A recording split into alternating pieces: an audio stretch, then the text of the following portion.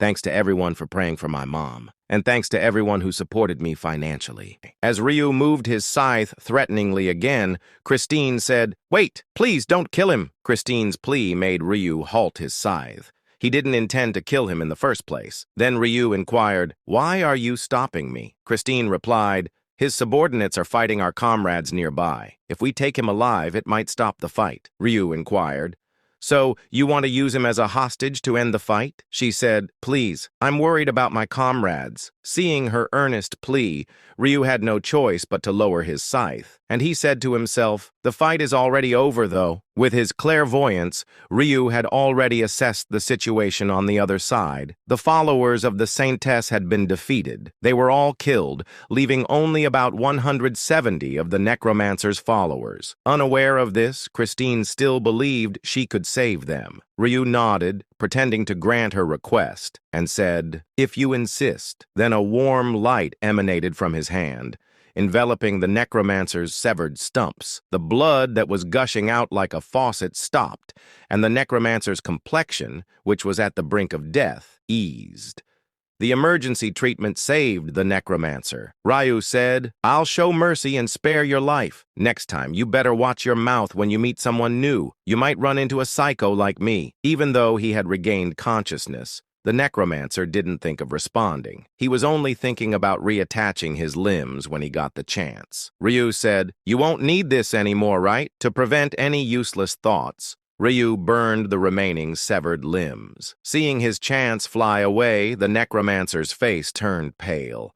Unable to gain any points, he could only desperately hope for his team's victory. Well, as long as he survives this round, his body will return to normal. Then Ryu inquired, "Is this enough? I didn't kill him, right?" When Ryu looked back and asked, Christine bowed her head and said, "Thank you." Then she glared at the necromancer with a hostile look and said, "I'm taking you to where your followers are. When we get there, tell them to stop fighting immediately." He inquired, "Why would I do that?" She said, "Because if you don't, I'll kill you." Although he scoffed, the necromancer couldn't take Christine's words lightly. With no limbs, he couldn't defend himself against even a child's attack. Besides, Christine's eyes didn't seem to be joking. She seemed determined, and she asked, "What will you do? Will you die by my hand now, or will you go to stop the fight?" He replied, "I'll stop the fight." As Christine got the necromancer's agreement and tried to lift him, Ryu pulled Christine toward him and said, "Wait." He sensed a presence, thanks to his perception skill. Using his clairvoyance, he saw a group of 30 people approaching. They were the Church of Despair's followers. Ryu said, "Get behind me," she inquired. "Huh? What's going on all of a sudden?" Christine soon saw the approaching group and quietly hid behind Ryu. The approaching followers were horrified to see their master with severed limbs, and they said, "Master, master." Then they all glared at Ryu and Christine. One inquired, "Did you do this to our master?" Another shouted, "You bastards!" Two of them drew their swords and rushed at them. Seeing them charging without hesitation, Ryu didn't hold back, and with one swing of his scythe, he decapitated the two men. The remaining 28 followers hesitated and stopped in their tracks. Ryu shouted, "Why are you stopping? Come at me, if you want to die." Finally realizing they were facing an insurmountable opponent, the followers retreated. The necromancer said, "Fools, stop. Do you know who you're up against? That man is the Black Scythe." Hearing their master's words, the followers widened their eyes and looked at Ryu again. As his nickname suggested, he was holding a scythe. His aura was menacing, fitting for someone at level 90. Realizing they had poked a hornet's nest, the followers broke into a cold sweat. Then the necromancer said,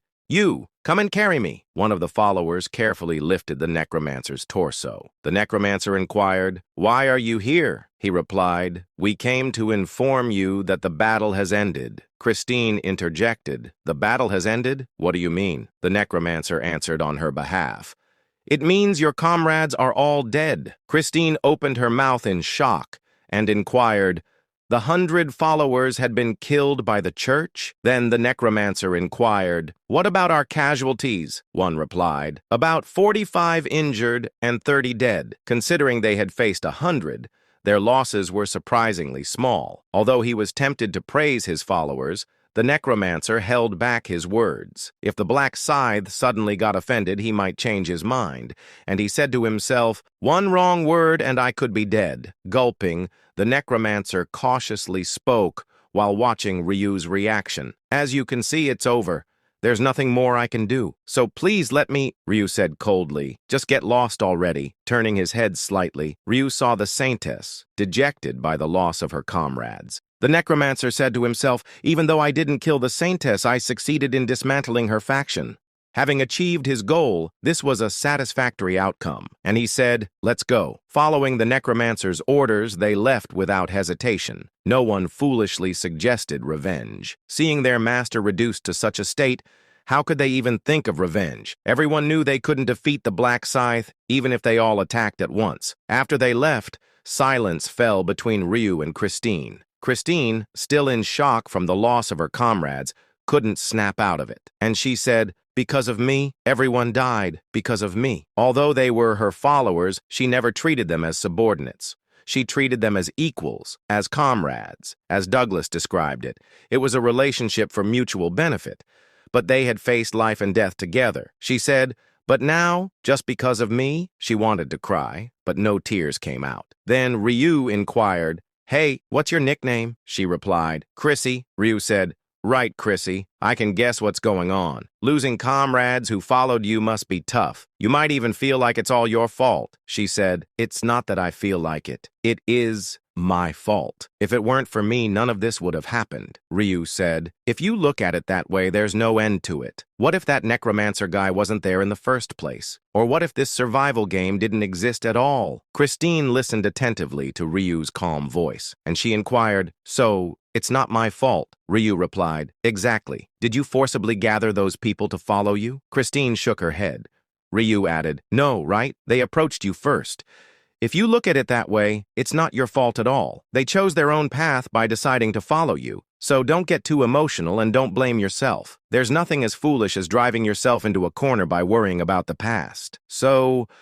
Ryu paused for a moment before continuing. "Don't blame yourself and just let go of the burdens on your shoulders. You're not obligated to carry the weight of everyone's lives alone." Christine was not originally a sentimental person. She didn't feel anything even when watching romantic or emotional movies. The only time she teared up was when she yawned, but now tears began to fall uncontrollably from her eyes. Startled by her own tears, Christine noticed Ryu pretending not to see as he looked away. Christine asked herself, "Was I being comforted?" Christine had been leading many people without anyone to rely on. She had no one to share her burdens with, but this man in front of her understood and comforted her.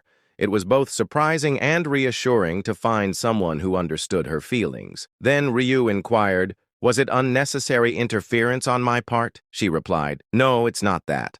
I'm sorry for showing you such an unsightly side." Christine wiped her tears, forced a smile, and said, "Thank you for saving me. I'm Christine. You're the Black Scythe, right?" Ryu didn't deny it, and he inquired, "Yes. Do you believe, though?" She replied, "Of course. How could I not believe it after seeing your skills?" This man had dealt with 30 spiritual undead, each as powerful as a player, with a single spell. Who could believe that he was only at level 40? Only someone at level 90 like the Black Scythe could pull that off. Christine asked herself, "But his class is supposed to be a Reaper, yet he uses magic?" Christine didn't know the Reaper's skills, but one thing was certain. The man in front of her was her lifesaver. He was the only one she could rely on in this world. Then she said, "Thank you so much for saving me, Black Scythe. I don't know how I can repay you." Ryu inquired. "When did I ever save your life?" She inquired. "What?" Ryu said. "All I did was correct the attitude of a disrespectful person." Despite his words, Christine could sense it. The Black Scythe had purposely intervened to save her. No matter what he said, she knew he was kind-hearted inside. She said to herself, "This man, I'm sure of it. The Black Scythe is the savior I need to follow." Just as the prophecy had foretold, he was the lifeline she needed to hold on to. Then she said, "Hey, Black Scythe?" Ryu inquired, "What is it?" Christine, feeling a bit embarrassed, lowered her head and mustered the courage to speak, and inquired, "Can I stay with you for the remaining time?" Ryu inquired. Why? She replied. Because you saved my life. I want to repay you somehow, Ryu said. I refuse, she inquired. What? Christine was stunned by his blunt refusal and said to herself, I didn't expect to be rejected so quickly. In fact, the prophet had said to her, you must hold on to the one who saves your life in the 11th round. And if you miss him, you won't make it past the 15th round and you'll die. Christine said to herself, No, no way. How will I survive? Then Christine quickly began to appeal for herself. And she said, You don't know how useful I am, do you? If you get hurt, I can heal you and I can also apply buffs to prevent status ailments and debuffs and also, Ryu said coldly, none of that is necessary for me.